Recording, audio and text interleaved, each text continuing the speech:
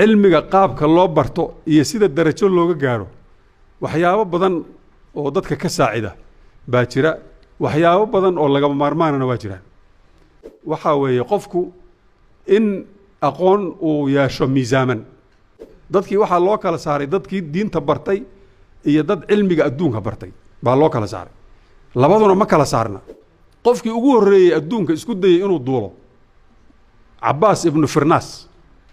buu ahaa qofkii ugu horeeyay isku dayay inuu duulo wuu duulay laakiin diyaaraduhu maanta markay degayaan jaamacaddii ugu horeysay adduunka laakiin way burburtay taas laakiin jaamacadda ilaa maanta furan oo adduunka ugu qadiimsan magaalada Fas oo Mareykanka ku taala Morocco waxa la yiraahdaa al-Qurawiyin gabar muslimada ah furtay oo la oran jiray Fatima al-Fihri bana ar-Rahman halay allama al-Qur'an khalaqa al-insan allamahu al-bayan sidii wax loo cadeyn lahaa buu baray og leh baan idinka siinayaa inaad iska ilaalisaan waxaas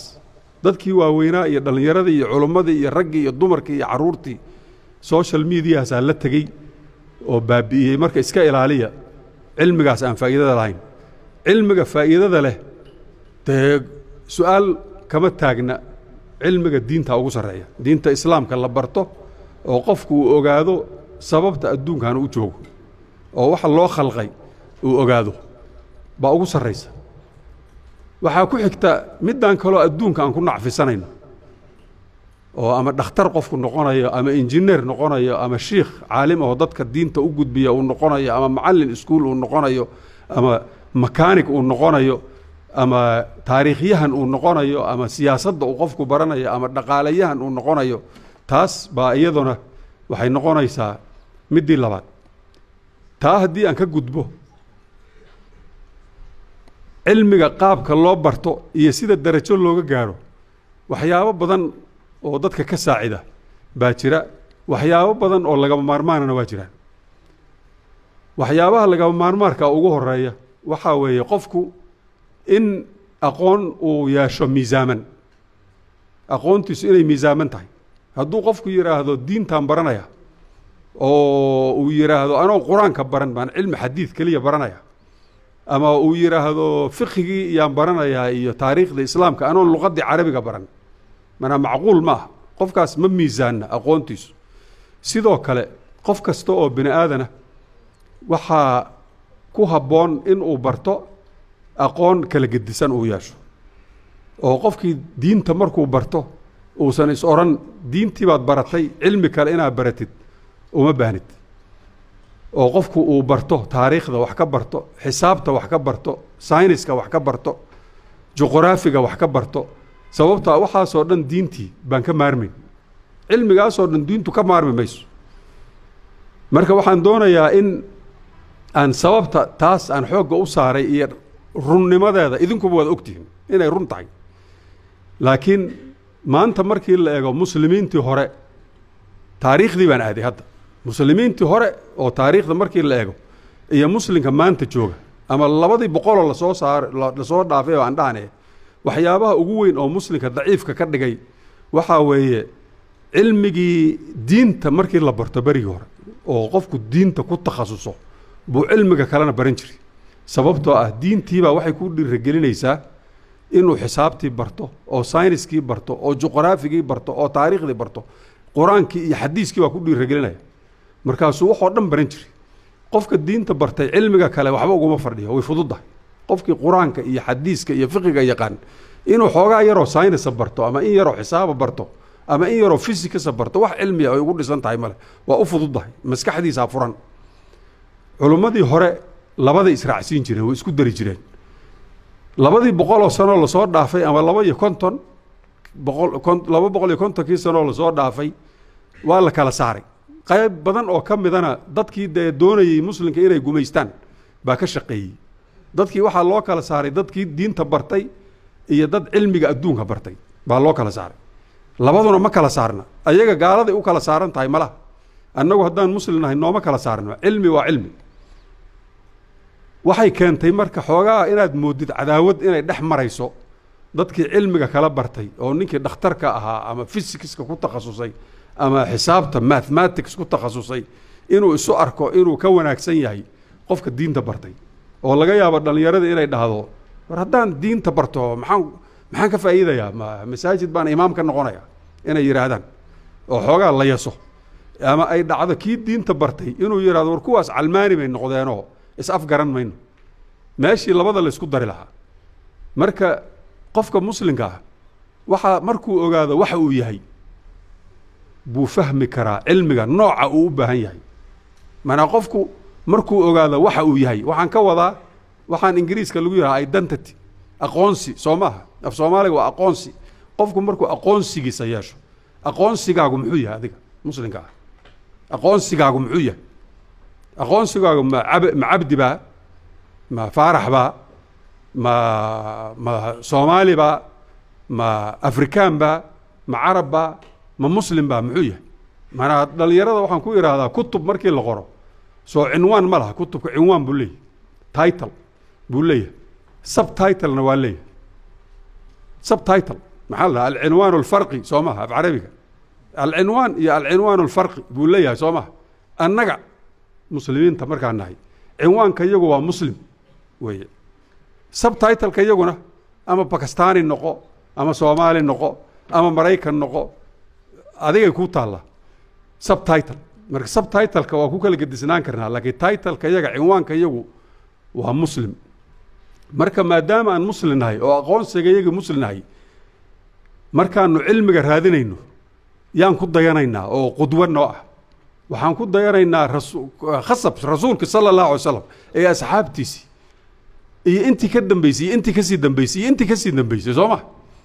maadaama ay sidaa tahay waa inaan baranno taariikhdii dadka yaga aan ku dayan lahayn haddii dhalinyarada cilmiga iskuullada barata idinku iskuullada caadiga waad soo dhigateen haddii la weydiiyo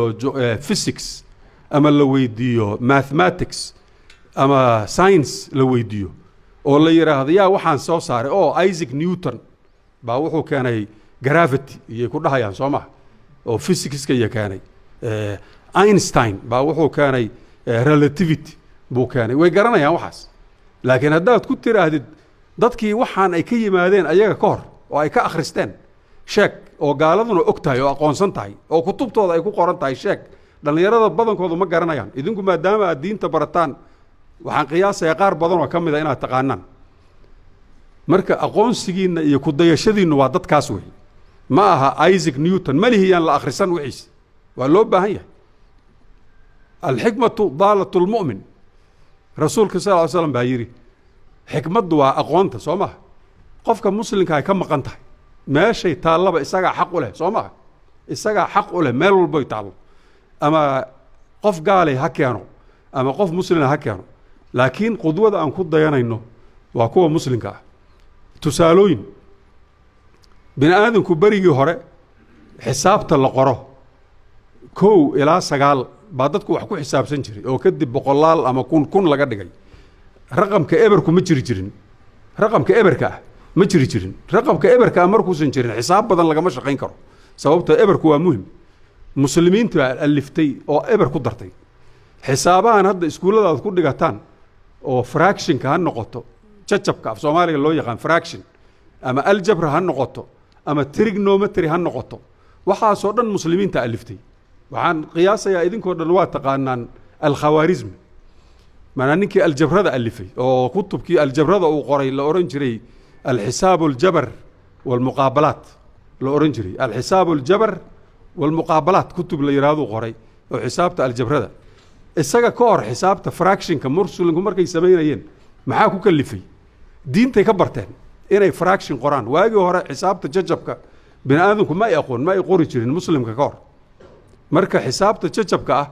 quraanka ka akhristaan Soomaha muslimiintu oo dhaxalkiiba waxa laga hadlayaa nus iyo thuluth iyo rubuc iyo khumus iyo sudus waxay noqotay marka qaab xisaaba inay u sameeyaan si dhaxalka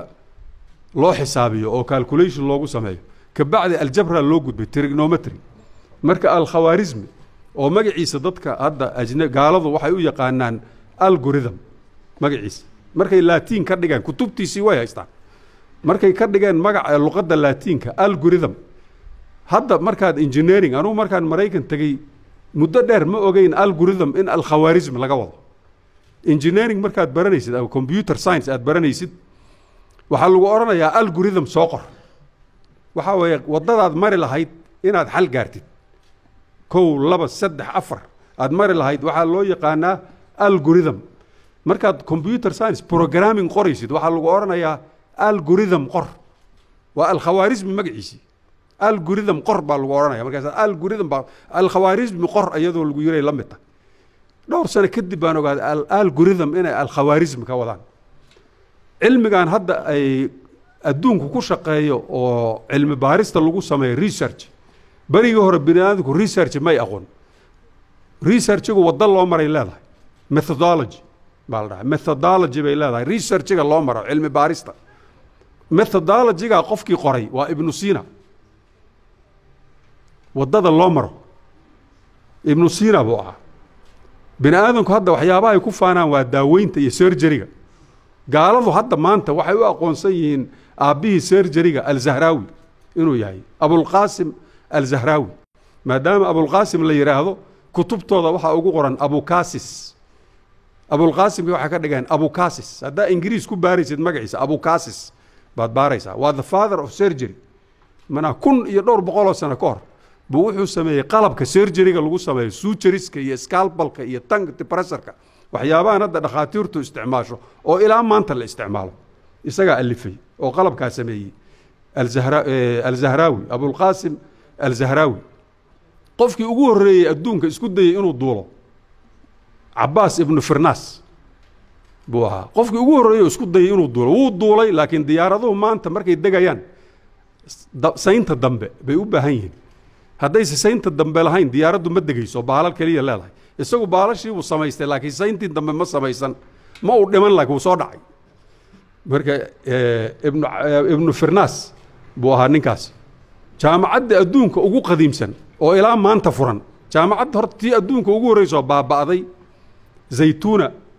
waagii umawiyiintii baa la furay oo waxay ku taallay magaaladan alxaraan oo hadda ku taalla xaraan oo hadda ku taalla turkiga xuduudka suuriya 15 kilomitir bay u jirtaa bishii 8aad sanadkan baan tegey alxaraan magaalada xaraan oo ku dhashay sheekh ibnu taymiya axmed alxaraani soo lama dhihi jirin meeshuu ku dhashay weeye august sanadkan bishii 8aad baan tegey meeshaas jaamacaddii ugu horreysay adduunka laakiin way burburtay taas laakiin jaamacadda ilaa maanta furan oo adduunka ugu qadiimsan magaalada fas oo maraykan ku taalla morocco waxaa la yidhaahdaa alqurawiyiin gabar muslimadaha furtay oo la oran jiray faatima alfihri gabar muslimadaha samaysay marka waxaas oo dhan qofku inuu mechanic adduunka haddii la mechanics wax mashiin keligii shaqaynaya oo iswadaya oo aan gacanta lagu wadayn qofkii ugu horreeyey aljazari buu ahaa oo muslim soo maaha oo gaaladu way u aqoonsan tahay annagii muslimkahayn ma naqaan gaaladii baa taqaana oo qoraysa reer galbeedkii baa qor annagii muslimkahayna kama warqabno waxaas ma ogin marka waxaasoo dhan tusaalooyin baan idin siiyey laakiin idinkaa la idinka rabaa inaad sii baartaan alburuni wuxuu ahaa qofkii ugu horreeyey oo adduunka 800 buu noolaa sanadkii 800 1,200 oo sanaa ka soo wareegtay jaamacadda hadda idiin sheegay taariikhdeeda 859 baa la furay alqurawiyiin ilaa maantay furanta fas bay ku taal jaamacadda labaad oo adduunka la furo oo ilaa maanta furan al-azhar weeye sanadkii 920 baa la furay 1,100 sanay furanta al-azhar 1,100 sano bay furan tahay jaamacadaha yurub iyo maraykan ku yaalla ugu qadiimsan 500 sano ama 600 sano jiraan maraykanka ta ugu qadiimsan 180 sano jirtaa kaliya 180 sano marka albaruni waa qofkii adduunka ugu horreeyey qofkii wuxuu ahaa xisaab isagoo isticmaalaya oon safar gelin buu xisaab wuxuu ku calculation ku sameeyey wareegga dhulkaan aan ku noolnahay wareeggiisa waa xawaali 25,000 oo kilomitir wey dhulka wareeggiisu maanta markii si saxa loo cabiray 50 kilomitir buu khalday keliya xisaab buuna isticmaalay 50 kilomitir buu khalday isagoo xisaab albaruni ninkii la oran jiray dadkaasoo dhan maxaa idinkugu sheegay waxay isku wadeen waa wax af ingiriiska waxaa lagu yidhahdaa waxay ahaayeen polymath waxaa weeye qof aqoonno kala gedisan leh cilmigii diinta yaqaaneen oo kutub diinahay qoreen physics bay yaqaaneen mathematics bay yaqaaneen history taariikhdii bay yaqaaneen astronomy bay yaqaaneen cilmigaasoo dhan bay yaqaaneen iyagoo cilmigaasoo dhan yaqaanay culummo diinana ahaayeen soo maha idinka dhallinyarada ah marka dadkaas inay qudwo idiin noqdaan oo waxaan idinka rajaynayaa aad isku dhex wadaan diinta barashadeeda inaad cilmigii kalena ku dartaan cilmigu barashadiisu waa waajib buu ku yahay qofka muslimka ah maalinta uu dhasho ilaa maalinta uu dhinto mana ma dhihi kartid anigu jaamacad baan soo dhigtay oo de hadda xoogaa 30 baan gaarayo waa guursadayo cilmi dambe ma baran karo taasi shaqayn mayso marka waxa weeye muhiimadda cilmiga waa wax laga maarmaan laakiin cilmiga miisaaman culumadii hore oo muslimiinta inaan dib inta ugu noqono ku dayanno oo wixii ay barteen qaabkay u barteen oo kale annaguna aan u baranno oo quraanka intaan dib ugu noqono oo quraanka waxa weeye cibaadadii iyo wax walbaan ka baranaynaa laakiin dhiirigelin cilmiga ahna waa ku jirtaa dhiirigelin cilmiga aayadaha quraanka marka akhrisid cilmiga lagu dhiirigelinayaa adduunkan koonkan inaad baartid oo cilmi baaris ku samaysid إن في خلق السماوات والأرض واختلاف الليل والنهار لآيات لأولي الألباب معنى إركان إيه هسكدوا المرن إركان يقول كان وحي يالله إيه وحي كسم يسين انتاد إكتد بالبارس كسمه آيات بات كقاذانيسا واحد أغانيسا عظمة إلهي إيه سببت أديك اللغو خلقي بعد أغانيسا مركاد إكتد إركان يقول إيه وحي كسم يسين انتاد علم بارس كسم يسين بالدونيا markaad eegtid quraanka waad la yaabaysaa macnaha qoraalkii iyo akhriskii iyo iqra iyo waad ogtiin iqra akhri baa lagu yiri haddana allama bil qalam qoraal wax akhri oo wax qor lama rabo inaan wax qor akhrina kaliya ama afka kaliya aan ka hadalno annagu Soomaali oral society baan nahay inta badan waa afkaan wax ka sheegnaa aad wax uma qorno aniga lafteedu ciladaas waa leeyahay marka inaan ciladaas la dagaalano oo qoraalka badino inaan isku dayno baa loo baahan yahay qaybta labaad oo muhiimka ah dadkaas aan ku dayanayno oo cilmigu uu yahay oo annagu aqoonsiga iyagu muslim yahay waxa ku xigta aqoonsiga iyaga kale oo ah inaan nahay Soomaali baa ku xiga kaasa ku xiga Soomaha aqoonsiga iyaga kale oo subtitle-ka iyagi way Soomaha waa cinwaanul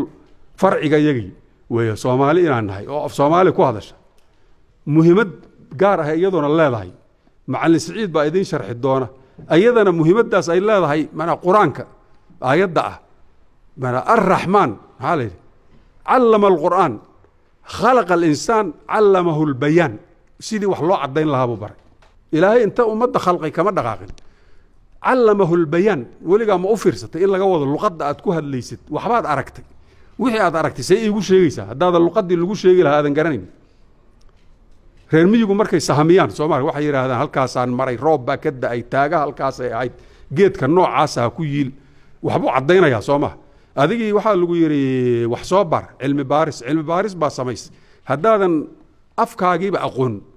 adigu u dhalatay haddaadan aqoonin maxaa wax ku cadeynaysaa afkii aad u dhalatay oo ma taqaanida ma carabi iyo ingiriis baa wax ku cadeyn kartaa